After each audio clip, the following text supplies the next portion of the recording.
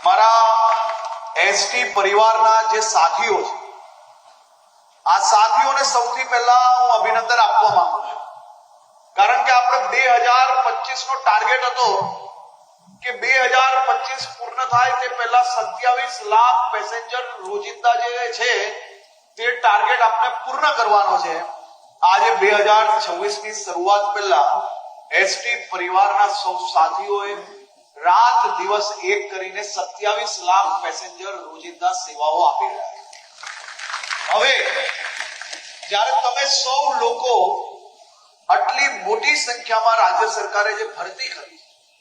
અને નવી બસો ખરીદવાના નિર્ણય લીધા છે, અને આ બધા જ નિર્ણયો જોડે 2027 પહેલા